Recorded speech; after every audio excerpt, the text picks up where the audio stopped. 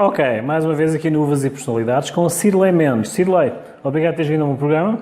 Eu que agradeço. Faz 2 anos que tivemos cá a Cirlei e desde então uma grande evolução na área técnica e aprendizado a nível empresarial da Cirlei. Cirlei, obrigado por teres vindo. Explique-me então como é que foi essa evolução. Então, agradeço a oportunidade de estar falando com a tua audiência. Muito, muito obrigada por ter me feito esse convite. E a minha evolução foi o seguinte. Lá há 2 anos atrás, e até há mais tempo que isso, eu estava trabalhando com desenvolvimento pessoal ligado a life coach, a vida, enfim. E aí eu consegui aliar isso por causa do meu background de 19 anos como empresária, líder de equipe, trabalhando com pessoas, sei o tanto que é desafiador estar ali liderando pessoas, mais do que fazer gestão, mas liderar mesmo.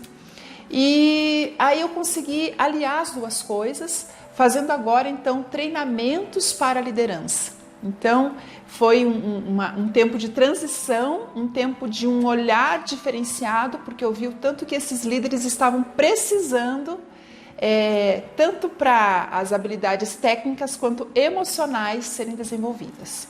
Houve uma adaptação e evolução a nível empresarial no geral. Essa evolução também tua, essa adaptação, tem a ver diretamente com esse gap que tu chamaste? Ou seja, houve uma evolução de carreira rápida e não uma adaptação rápida? Tu estás a servir desse catalisador ou dessa ponte de adaptação? Sim. Na verdade, assim, esse gap, muitas empresas tiveram que fazer mudanças. Muitas pessoas que estavam no operacional passaram a ser líderes. Isso daí é uma das questões mais importantes dentro dos meus treinamentos, porque as pessoas são muito boas no operacional, mas quando vão para a liderança não sabem liderar. A liderança é uma habilidade, pode ser desenvolvida, pode ser aprendida, mas quando a pessoa faz isso sozinha, ela demora muito tempo, se frustra, muitas vezes pensa que a liderança não é para ela, muitas vezes desanima, quer desistir, tem crises aí durante o processo e não precisa ser assim. Então, hoje ajudo essas pessoas justamente dessas empresas que passaram de uma hora para outra a liderar um time, por exemplo. Vamos falar agora de um termo que eu ouvi há pouco tempo, esse marketing humanizado. Podes considerar que estejas a fazer um marketing humanizado de quem passou do operacional para o tático? Uhum. É um marketing personalizado, humanizado e também uma liderança humanizada. Porque há uma diferença entre você fazer gestão de pessoas e liderar. E o conceito mais básico disso é assim: a gente faz a gestão de processos. Então, numa empresa existem os processos, eles têm que estar muito bem fundamentados. Mas a liderança é liderar pessoas. Então, eu digo assim que é sempre razão e emoção andando junto para a gente ser um bom líder, para você se tornar um líder diferenciado, um líder raro. Sabe, João, que as empresas estão precisando de pessoas que liderem com algum diferencial. Tem muitos líderes que são medianos e o mediano ele não se destaca, ele não gera resultado. Então, há sim essa questão do marketing voltado ao ser humano e à liderança humanizada também. Eu quando falei desse marketing personalizado tem a ver o facto de reidentificares o líder do operacional para o tático, Sim, correto? Não é assim? Sim. Que tipo de resistências é que tu tens encontrado nesse processo dentro das empresas? Então, uma das resistências existem pessoas que já estão na liderança há mais tempo e essas especialmente pensam assim: comigo não vai funcionar, o que adianta eu fazer um treinamento desse, só vai ser teoria, não vai dar certo para mim, para minha equipe isso não acontece. Quando essa resistência é o maior inimigo do líder.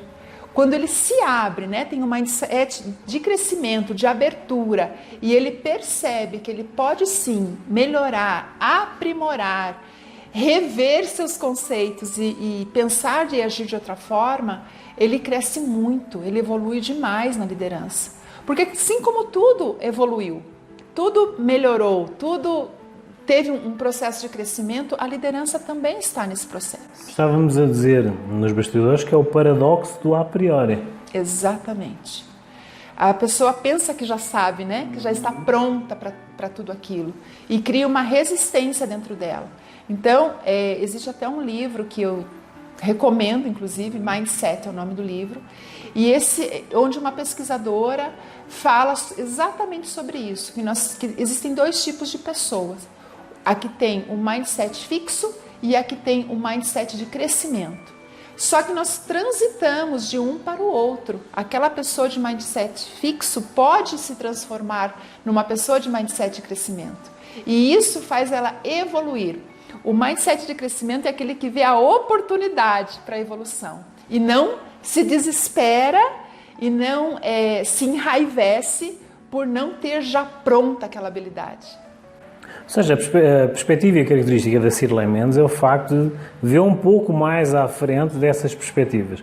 Como é que é encontrar, através dos teus cursos, vão passar aqui em baixo, tá? Os contactos dela, no rodapé, como é que é encontrar essa pérola no meio de um aluno, no meio do teu curso, na tua multidão de cursos, como é que é encontrar uma pérola que de alguma forma se identifica com o teu mindset, que vê da mesma forma que tu? Como é que é encontrares essa pessoa e vês a evolução dela? Tens algum exemplo prático dessa experiência? É interessante dizer que todos podemos ter uma habilidade desenvolvida. Então, vai muito assim, comparando com o esporte. Então, tal pessoa é muito ágil, tem uma habilidade incrível para natação. Mas ele só tem aquilo porque ele foi treinado para aquilo. Talvez tenha uma estrutura física que se adeque melhor, talvez tenha aí outros fatores, mas sem dúvida nenhuma o que faz a diferença é esse treinamento. Então, na realidade, eu tenho muitos casos, porque tenho treinado aí mais do que uma centena de líderes já treinados nesses 2 últimos anos. E com isso, o que eu vejo? Pessoas que eram líderes medianos começaram a trazer resultados muito melhores porque tornaram-se líderes realmente de resultado. Só que não é uma mágica, é simplesmente usar o que tem que ser usado, a ferramenta correta. Olhar para isso, ter a conscientização e olhar para o seu papel como líder, para a sua comunicação de líder, aprender engajamento é possível, saber engajar a equipe, motivar, saber dar feedback, ter conversas difíceis. E ainda antes de tudo isso, saber contratar. Então, quando o líder tem esse passo a passo, tem essa engrenagem funcionando, ele se transforma num líder raro, que é um líder de resultado efetivo.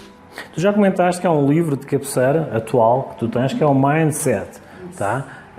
Mas uma coisa, alguma frase que te tenha acompanhado, desde que nos conhecemos, há uns 2 anos e trocadinhos, né? Como vocês dizem, trocadinho, né? É assim, mas há uma frase alguma máxima, alguma diretiva que te acompanha em toda a tua formação que queres compartilhar? Eu falo sempre o seguinte, que liderança forte não é sorte, é preparo. E assim como outras coisas na vida, é preparo. Então, o quanto que esse líder tem se preparado? Essa é uma frase que eu digo para todos os meus alunos, né, as pessoas que eu treino, porque ela tem que ser olhada exatamente isso, o quanto que eu estou me preparando. Tem líder que está indo assim, sabe quando deixa a vida me levar? Que resultado ele vai ter? É verdade, é verdade. Então, para finalizar, é assim, eu acho que não fiz uma pergunta à Cirlei há uns 2 anos atrás, tá? Mas eu, para finalizar, pronto, todos os contactos vão passar aqui em baixo. Tens um curso agora próximo? Sim, na verdade eu tenho um evento que vai acontecer, que vai ser online, então todos estão convidados. Chama-se a Roda da Liderança. Vai começar na próxima semana, esse evento, e são encontros onde nós vamos falar sobre liderança, partilhar conhecimentos e experiências com líderes. Então, qual que é o principal? Ser um líder de equipe. Se você tem uma equipe, você pode participar. E aí faz a inscrição através do meu perfil do Instagram, onde tem um link lá, faz a inscrição por lá. Ok, agora para finalizar, eu faço uma pergunta mais intimista. desde há 2 anos para cá, desde a tua evolução, há uma questão que eu sempre pergunto com a personalidade. Geralmente, como nós fazemos aqui no programa, uvas e personalidades, é a questão de identificar ou de alguma forma espremer a uva daquela casta para ver exatamente qual é o sabor que tem, qual é o vinho e a garrafa que vai formar. Nesse caso, temos aqui uma uva, Cirlei Mendes, que eu vou fazer uma pergunta mais intimista. Tá? Um comum mortal conhece-te a ti como pessoa e como formadora. O que é que eles leem nos teus olhos? Eu acho que o que eu procuro passar é a verdade. A verdade daquilo que eu já passei como líder, como pessoa, e a verdade que eu coloco para a pessoa, que é a seguinte: você não precisa passar por todos os perrengues que eu passei para ser um bom líder. Como nós falamos aqui nos bastidores, a liderança dói. Crescer, evoluir dói. Mas você não precisa passar por uma dor terrível como eu já passei. Esse caminho pode ser abreviado, a dor pode ser sanada com o remedinho certo, com o curativo certo. É isso, a verdade. É verdade. Cirlei, obrigado por teres vindo ao meu programa, tá? Uvas e Personalidades. Os contactos da Cirlei vão passar aqui. Não esqueçam, então, vai ter um curso, mas acompanhem as redes sociais dela, tanto no Instagram como no Face e restantes redes sociais. Acompanhem os cursos da Cirlei. E agora vou agradecer à Cirlei uma vez mais por ter vindo. E vamos fazer um pequeno intervalo para os nossos patrocinadores.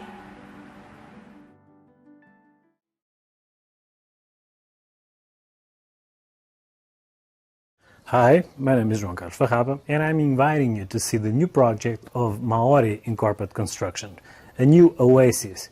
Nearby Curitiba, in Caiobá Beach, this is a new standard of excellence.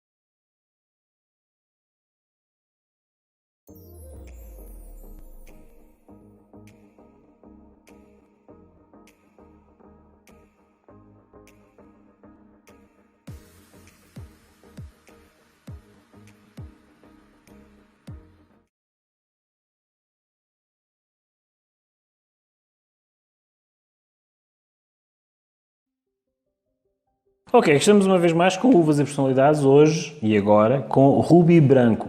Ruby Branco, obrigado por teres vindo ao meu programa. O Ruby tem uma história bem interessante de valorização, superação e evolução.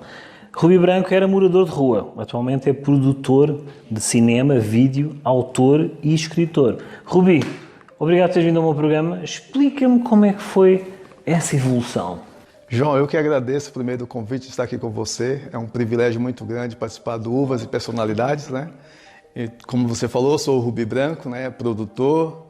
Eu tive uma história... Há um tempo atrás eu morei nas ruas, né, de São Paulo, especificamente em Osasco, durante uma pequena chuva, né? Um pequeno sereninho de 1 ano e 8 meses, né? E superei tudo isso, né, João? Hoje eu costumo dizer que, graças a Deus, eu sou um vencedor. Porque eu passei por essa dificuldade toda e, graças a Deus, não me envolvi com droga, não me envolvi com bebida alcoólica, né? Porque essa era uma preocupação que eu tinha nas ruas, João, sabe? De não me envolver com nada de errado, porque eu estava ali, mas eu sabia que ali não era o meu lugar. E eu tinha essa vontade de vencer, de sair daquela situação. Eu tinha na minha mente que se eu tocasse, por exemplo, álcool ou droga, eu ia me afundar naquela situação e não sair mais. Então tinha essa preocupação, né? E não foi fácil, nunca é fácil, né? Eu passei por todas as dificuldades, fome, sede, frio. E a pior delas, as pessoas pensam que é a fome, mas não é a fome, é o frio. Porque o frio parece uma navalha cortando a sua pele. Eu costumo dizer que o frio dói, porque você sente na pele assim aquela dor, parece uma navalha cortando, e realmente dói. Mas hoje eu olho para tudo que eu passei e sinto orgulho de ter passado por tudo aquilo, sabe? Porque eu me considero um vencedor realmente. Passei por uma situação adversa, mas eu venci. Hoje estou aqui com você, né, participando desse programa que é um sucesso, né? Hoje eu posso dizer que sou um vencedor. Como é que tu, de alguma forma, tu és um exemplo, tá? Como tu, há bastantes, nós conhecemos várias histórias, mas conhecer na primeira pessoa alguém que de alguma forma lutou contra a negatividade da vida e deu a volta por cima.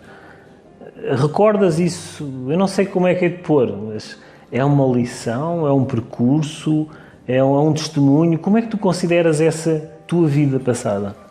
Uma lição, João. Uma lição e um testemunho de vida, né? Um testemunho que tem levado pessoas a acreditar em si também, né? Eu tenho falado com bastante pessoas, participando de vários programas, lives, e as pessoas, né? Eu mostro para as pessoas que é possível vencer.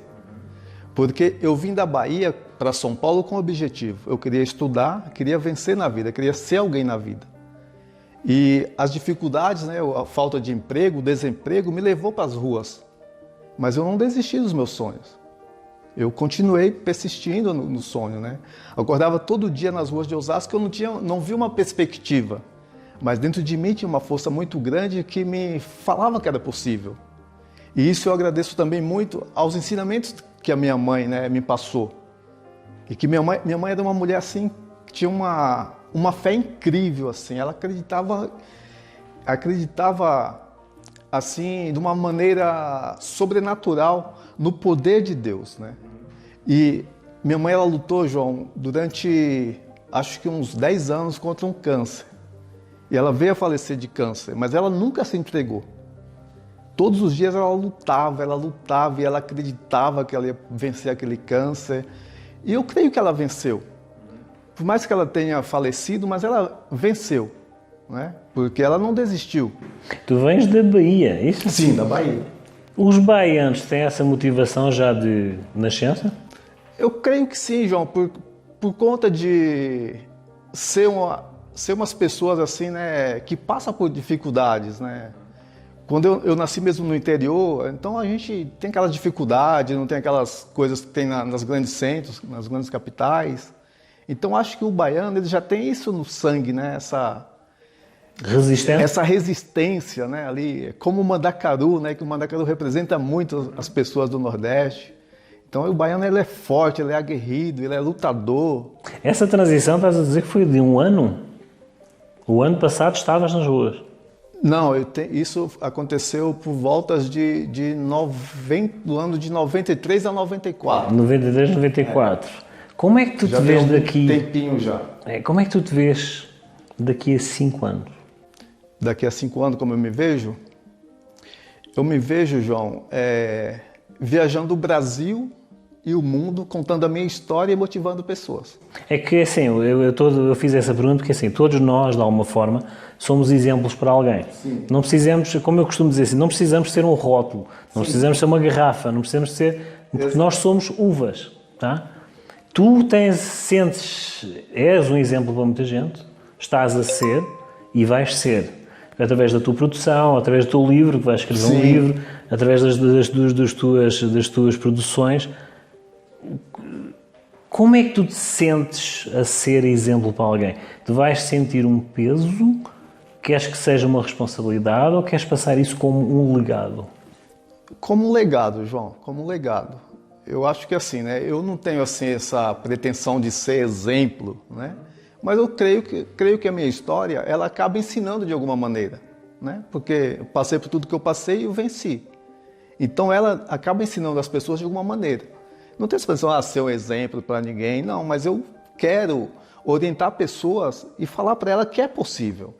que é possível vencer, assim como eu venci. Eu vejo em ti, perdoem-me, tá? Eu não sou de cá, mas eu vejo no Rubi Branco o Brasil. Tá? É assim, pronto, nós estivemos cá, foram largados, não é? Praticamente, é a minha perspectiva, e o Brasil desenvolveu sozinho, não é? Ou seja, reinventou-se, tem crise, reinventa-se, o brasileiro cai, mas cai a rir e leva. Eu vejo o Rubi Branco como o exemplo do Brasil, é aquilo que eu vejo aos meus olhos, tá? Não estou a abusar, eu não sou de cá, a casa é vossa, tá? Mas diz-me uma coisa, assim, já aconteceu em toda essa produção e toda a evolução profissional que tu tiveste, há alguém que de alguma forma se chegou a ti frente a frente e agradecer o exemplo que tu deste para ele? Já teve sim, teve várias pessoas que já falaram, já me agradeceu, né? Como é que tu te sentes? Me sinto feliz, João, e grato, né? Grato a Deus, né? Por me permitir ser exemplo para alguém, né? Eu estive fazendo em janeiro eu estive na Bahia, e ali eu tive a oportunidade de poder contar meu testemunho, falar a minha história de vida em uma igreja. E no final, depois que eu terminei, uma senhora veio e falou assim, eu já desisti várias vezes já desisti de sonhos, de projetos, já desisti da minha própria vida, mas hoje, ouvindo você, me motivou, e eu não vou mais desistir. Então eu me sinto feliz por isso, né? Sei que eu não sou assim, eu sou apenas um pequeno grãozinho de areia nesse universo tão grande, né? Mas poder, de alguma forma, incentivar alguém a continuar, a não desistir, é motivo de felicidade, né? Eu não vou tocar no profissional, eu vou mais para o intimista, que é espremer a uva, tá? A tua vida é um livro. Que título tem? Cobertor de Estrelas. Cobertor de Estrelas. É. Que é o título do meu livro. Já Fazendo um mexão aqui já, né, João? Ou seja, eu não sabia, tá? Eu não sabia. Mas por que cobertor de estrelas, João? Porque muitas vezes na rua eu só tinha o céu como teto, né? E eu ficava olhando as estrelas, né? E ali eu olhava para a estrela e eu falava assim, Deus, o Senhor está aí. Aquele Deus que a minha mãe tanto acreditava, eu sei que está aí, sei que está me vendo.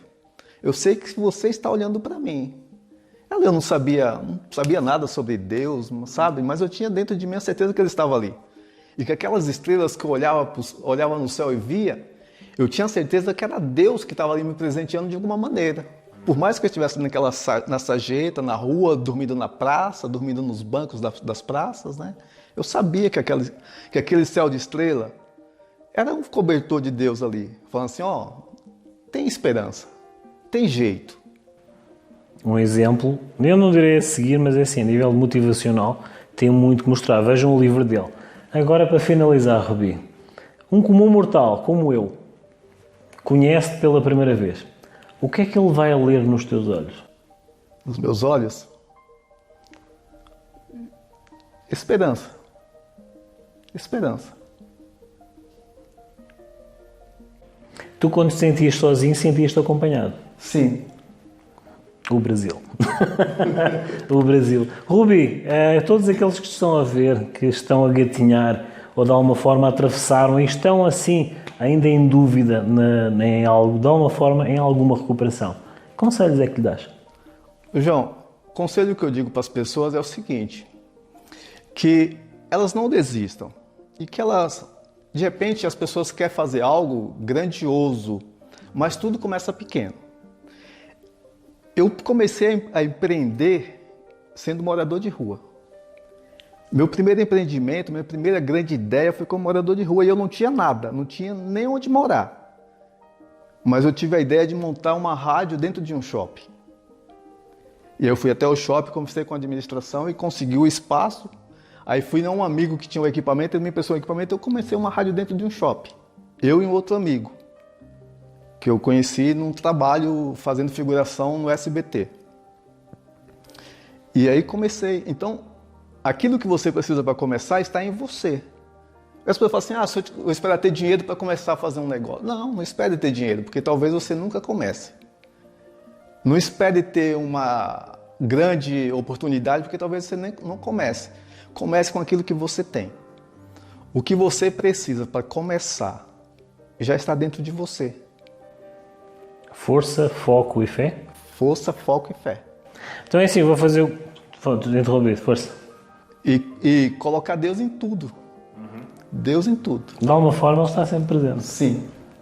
O livro dele, quando sair, nós queremos ter a oportunidade de o ter, devidamente autografado, tá? Lançamento, estamos à disposição para o Rubi Branco estar aqui. Rubi, as tuas redes sociais vão passar aqui no rodapé, os teus contactos também, para as pessoas assistirem às tuas produções, acompanharem o teu exemplo a seguir, de alguma forma, de evolução, resiliência e, como eu disse, força, foco e fé, tá? Rubi, muito obrigado por teres vindo ao meu programa. João, eu que te agradeço, para mim é um privilégio muito grande. E eu repito, eu acho que vi aqui a imagem do Brasil, tombando, mas sempre com um sorriso na cara e sempre com aquela força de reinvenção, de resiliência, força e alegria. Rubi, mais uma vez obrigado.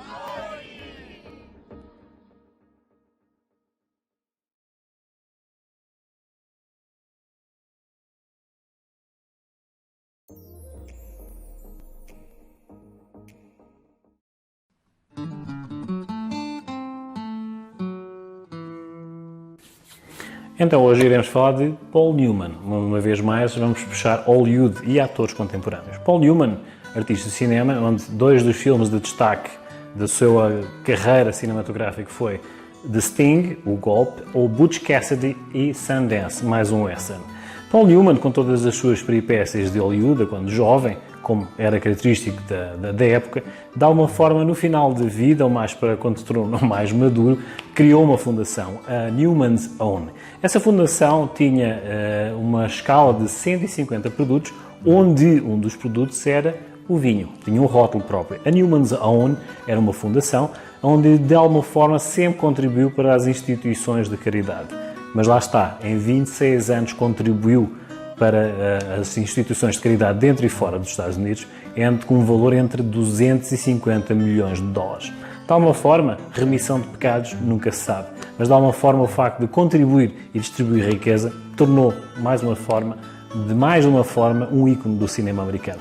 Estas e outras histórias no meu YouTube, João Carlos Farrapa, do Uvas e Personalidades, com mais histórias, mais situações caricatas ou, de alguma forma, que sejam contemporâneas e que sejam adequadas às mentalidades e umas realidades que, de alguma forma, têm que ser relembradas. Não percam, então, mais um episódio e sigam no meu YouTube, João Carlos Farrapa, do Uvas e Personalidades. Até um próximo episódio.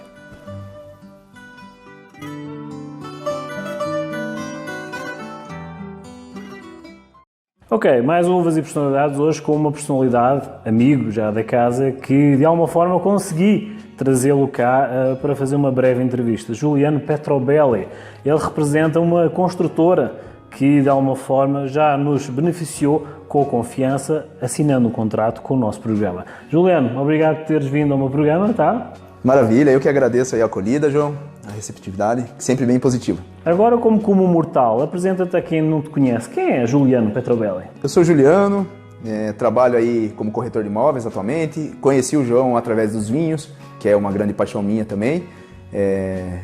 Já pude estar aqui presente na adega, ainda não tomamos o vinho, mas acredito que terão bastante possibilidades para isso, né? Hoje eu sou corretor de imóveis, trabalho numa construtora, a Maori, E estou aqui com o João para apresentar aí um empreendimento nosso, me apresentar também. Na verdade, uma atualização aí do que eu estou fazendo agora. Então, basicamente, seria essa a visita aí, né?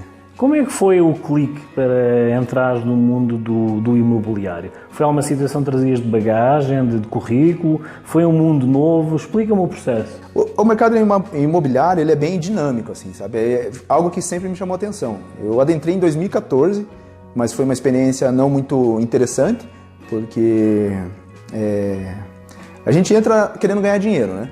Então, até algumas imobiliárias têm essa ciência e já vão com esse discurso para o corretor de imóveis, que ele vai entrar, vai fazer uma venda extraordinária, vai vender uma cobertura de 2, 3 milhões, isso já no primeiro mês, na primeira semana, mas não é assim, né? O mercado imobiliário ele é bem diferente porque o imóvel não é commodity, né? Você precisa de tempo e maturação, até a decisão de compra do cliente é mais demorada. Então eu costumo brincar que pode descer o papo ali, fazer uma extrema unção que se o cliente não tiver no momento de compra, ele não vai comprar. Então eu adentrei em 2014, por motivos particulares optei por não continuar, daí abri uma empresa, sempre no ramo comercial, na área comercial com vendas, né? Então eu sempre gostei dessa área, né? A parte imobiliária foi meramente por dinheiro. A gente faz as contas e fala, pô, é possível você ganhar muita grana. Mas não é assim. A minha primeira venda, para você ter uma ideia, eu demorei 7 meses para fazer. Então eu demorei 7 meses para fazer a primeira venda e a primeira venda foi um apartamento de 180 mil, que me rendeu uma comissão de R$2.000. E se você for dividir R$2.000 por 7 meses, né, não é nada. Então, é complicado, mas é bem remunerado você sabendo trabalhar. Então, eu adentrei nesse mercado agora, mais fortemente em 2018, né, que eu encerrei uma empresa e tive a oportunidade de trabalhar como corretor de imóveis. E como eu gosto da área comercial, como eu gosto de me relacionar, conversar com o cliente, eu achei interessante entrar como corretor de imóveis. Então, o clique, assim, né, na verdade, a motivação era dinheiro. Mas depois de eu adentrar nesse mercado e conhecer o cliente e conhecer cada história que um imóvel tem, e tem muita história cada imóvel tem uma particularidade, tem uma lembrança, tem uma informação diferente. Então quando eu comecei a entender isso e ficar mais próximo do cliente, realmente fazer uma amizade, conversar, entender o motivo que ele está procurando uma casa ou vendendo, né? Eu comecei a me apaixonar mais por esse mercado, que não é simplesmente uma venda, tem muita emoção, é uma carga diferente, assim.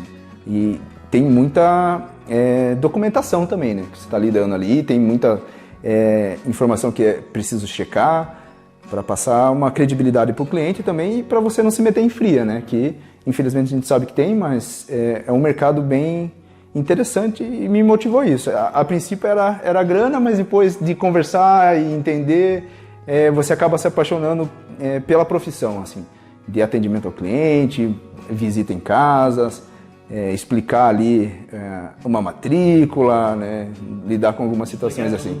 Exatamente, o processo, exatamente isso, o processo. Diz-me, como é que foi o termo, vou utilizá-lo, sobreviver neste período atípico numa construtora como a Maori? Como é que foi a parte motivacional da Maori para com os funcionários, para contigo principalmente? Qual foi o seu principal força motriz de motivação da Maori para contigo como representante da Maori neste período atípico? O que é que te motivou a esta questão de sobrevivência e reinvenção? Assim, eu sempre atuei como corretor de imóveis, né, nesse período e em paralelo vinha conversando com o diretor da Maori, né? E em conversas sobre projeto e tudo mais, eu vi que existia assim uma afinidade, né? E achei interessante e resolvi aceitar o convite deles para adentrar junto ao departamento de vendas dele lá, né? Hoje eu atuo como gerente comercial na Maori. Então, as ideias deles e os ideais são muito interessantes. Ele propõe para o litoral do Paraná algo novo, realmente, sabe? Algo novo e entrega assim um alto padrão de verdade. E o que mais me chamou a atenção na Maori foi a questão de ser justo com o cliente, que existe muitas construções que na propaganda falam de uma entrega, mas na hora se vê que não é bem aquilo, né? E até o mercado brasileiro ainda está conhecendo muitas coisas, né? Que nem você fala alto padrão, tá? Mas o que é alto padrão, né? Pô, alto padrão não é você entregar um imóvel com preparação para ar-condicionado, ou você entregar um imóvel com um porcelanato X, sabe? O alto padrão ele engloba muitas outras coisas, né? Como metal nobre, né? O porcelanato nobre, o mármore de uma marca específica, né? E sem contar que tem o mercado de luxo também, né? Que daí já não é nem marca, eu falo, daí o porcelanato já é de grife, né? Então tem muita confusão ainda aqui no Brasil sobre isso, né? Ou seja, essa motivação que a empresa passa exatamente fazer essa diferença. Exatamente, ela ser justa com o cliente, ela falar assim, olha, eu vou te oferecer o alto padrão e realmente vai entregar alto padrão, sabe? É você pagar ali no imóvel 500 mil e você enxergar os 500 mil, né? Que muitas vezes acontece de te cobrarem 500 mil, daí você entra, você fala, puta cara, mas isso aqui é 350 no máximo, né? E o cliente hoje ele tem essa ciência, que o cliente tem acesso à informação. Então o cliente quando ele chega muito preparado. Fala-me da nova criança. Eu tenho que te interromper porque assim, nos bastidores ele falou de uma criança nova que está ali em Caiobá, portanto eu vou-lhe passar a bola para o campo dele para ele falar dessa nova criança que é o reflexo desse termo alto padrão e do significado de alto padrão que ele estava a comentar. Falam dessa nova criança e de inserção do termo alto padrão nessa estrutura. Você se refere ao empreendimento lá? Ali a gente formulou, né, um empreendimento realmente inigualável lá para Caiobá, para a praia de Caiobá.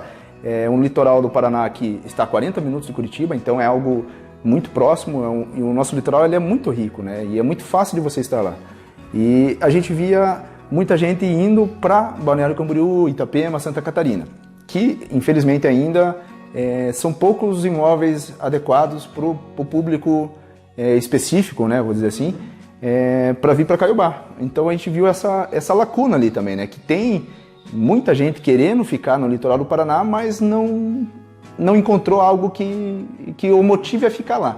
Então a gente concebeu essa criança, né, que é esse empreendimento novo. Para ter uma ideia, é o primeiro empreendimento a ter uma piscina praia no litoral do Paraná, fora outros benefícios, como a garagem já com preparação para carro elétrico, que seria, não vou dizer visionário, mas a gente já está vendo que no futuro é só carro elétrico. A piscina praia, quem vai fazer, quem vai conceber essa piscina, ela fez para o Rodrigo Faro também. Então é a Crystal Pool, né, uma grande empresa que fabricou essa piscina para o Rodrigo Faro também. Essa piscina é mais conhecida como piscina do Rodrigo Faro. Que nem a gente fala piscina praia. O cara fala, puta, que é piscina praia, cara? O que é isso? A gente fala, não, piscina do Rodrigo Faro. Pô, sei qual é, entende? Então essa foi a ideia e realmente a construtora, ela prima por isso. É sempre trazer novidades, sempre trazer coisa nova, sabe? E respeitar o cliente, que é o consumidor final aí, merece esse carinho e essa atenção, né? Mais intimista, Rodrigo, agora eu estou a falar do Rodrigo, estou a lembrar do Rodrigo. Juliano, explica-me uma coisa, a nível um pouco mais intimista, que conselho é que tu, já com uns anos nesse mercado imobiliário, tens a passar para aqueles jovens, aspas, que estão a entrar nesse mercado e já encontram dificuldades? Tens algum conselho particular a passar para eles? Puxa, olha, o que eu vejo assim, o imóvel é algo duradouro. Pode vir crise, pode vir baixas, pode vir guerra, essas coisas todas, mas o imóvel ainda sempre se permanecerá. É difícil você comprar um imóvel e esse imóvel sofrer desvalorização. Isso não vai acontecer. Ele pode demorar para ter uma valorização, mas ele vai valorizar. Então, eu indicaria isso aí, invista em imóveis, e invista em imóvel na planta, né? Que um imóvel na planta você consegue pagar um preço mais baixo, né? Geralmente é 40% mais baixo do valor do mercado, um imóvel na planta. Então você consegue se planejar nessa compra e comprando um imóvel na planta, você nas chaves vai ter uma grande valorização do mesmo, né? Então eu indicaria isso, invista em imóvel na planta. Diz-me uma coisa, para finalizar, Juliano, vamos ter outras oportunidades de falar com o Juliano, principalmente lá no escritório dele, do Batel, tá? Onde, de alguma forma, nós vamos ver exatamente este guerreiro Maori a fazer o estrago e esta estrutura por trás do Juliano. Juliano, agora para finalizar, eu quero fazer uma pergunta mais intimista, tá? Para aqueles que te estão a ver, tanto a nível pessoal, o particular, mas também como, podemos dizer, um homem de negócios, um empresário, um representante de uma construtora. O primeiro comum mortal que conhece o Juliano Petrobelli e te vê e tem um contato contigo pela primeira vez, o que é que ele vai ler nos teus olhos? Puxa, boa pergunta, hein? Boa pergunta, com certeza. Eu acredito que ele vai ver ali uma pessoa dinâmica, proativa, né? E assim, sincera. Sincera, eu não consigo às vezes esconder na minha feição alegria, né, entusiasmo, tristeza. Então, se eu não gostar de alguma coisa, vai estar visível que eu não gostei. E ao contrário também, quando eu gosto, eu tô vibrando ali, né? Até em apresentação de imóvel, apresentação, conversa, assim, eu gosto de realmente demonstrar alegria, né? Esta foi a primeira oportunidade que tivemos para falar com o Juliano Petrobelli, sendo o avatar de a solução dos vossos problemas ou dúvidas. Vamos fazer aqui um pequeno intervalo, voltamos já já. Juliano, foi a primeira oportunidade, vamos conversar noutros ambientes, noutras estruturas, para falar de mais questões específicas e diferenciais dessa grande construtora, Maori, que vai dar uns grandes passos aqui e lá fora. Nós vamos fazer a nossa parte. Então vamos fazer uma breve pausa e voltamos já já.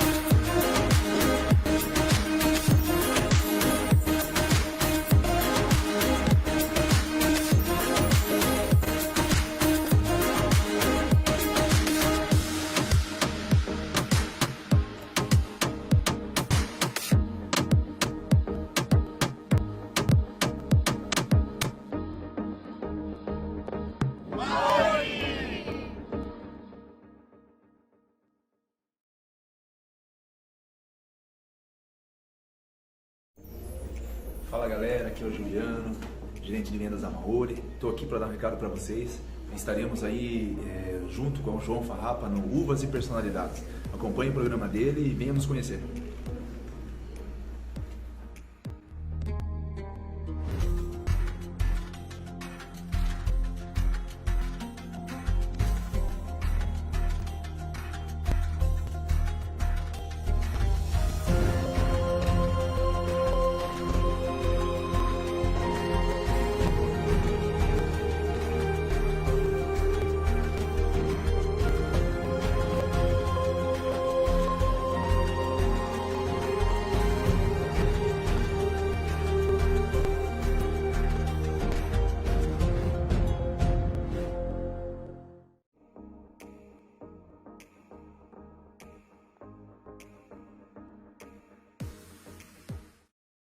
Você fala de cozinha portuguesa, ele combina o prato português com o vinho português, né, João? Bacalhau.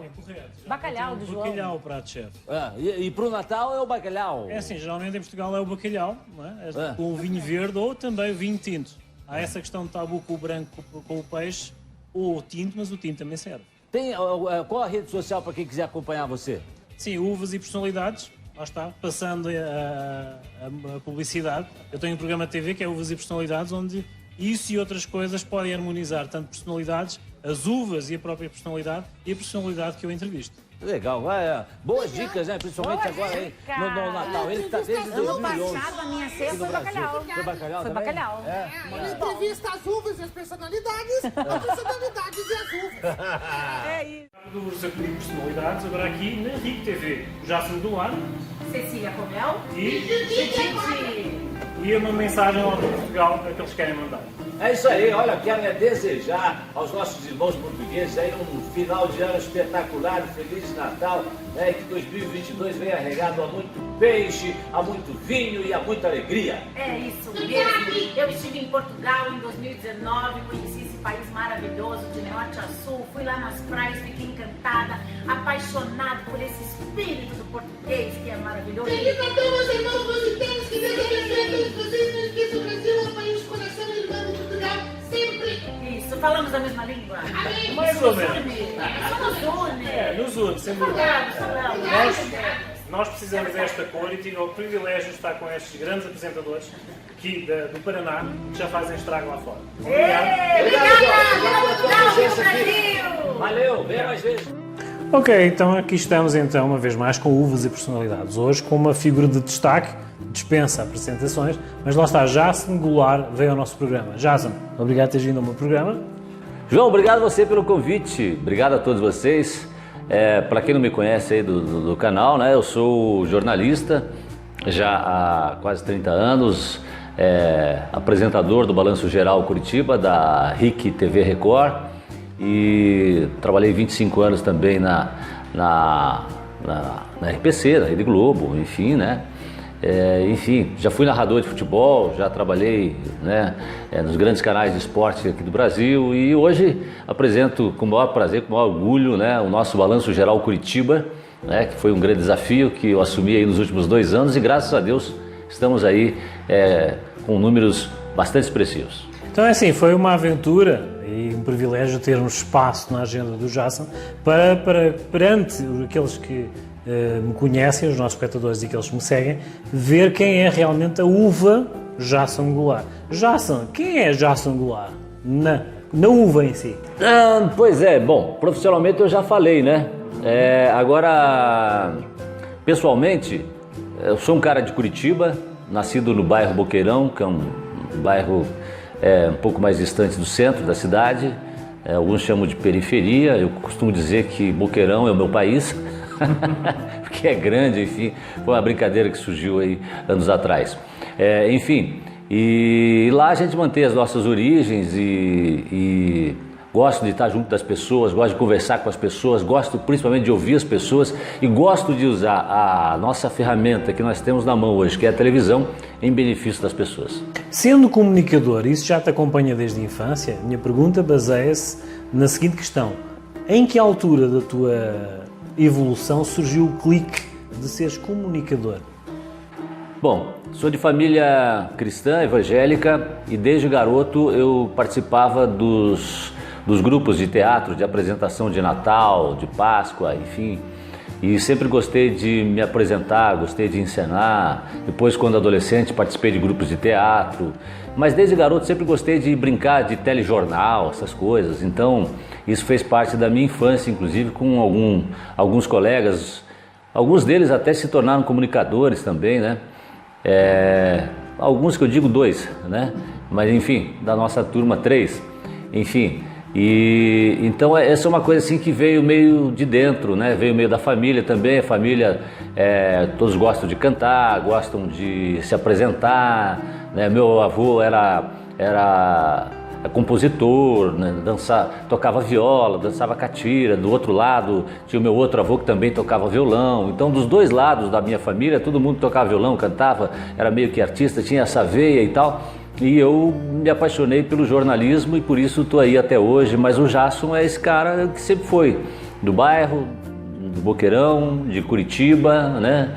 E nós continuamos aí, sempre usando essa ferramenta que a gente tem na mão aí, que é a comunicação, em benefício das pessoas. Isso que eu costumo dizer que é o que mais me deixa feliz. Tem sido um desafio, de alguma forma, tu como comunicador, ser um catalisador do otimismo. De alguma forma, nós comunicadores temos que puxar, por mais que seja pesado o ambiente, alguma alegria ou alguma motivação, que haja uma contraposição ao ambiente. Como é que tem sido durante este período da pandemia, que já está a passar, graças a Deus, seres e teres essa responsabilidade de ser o catalisador para passares esse otimismo na televisão? Como é que tem sido essa motivação?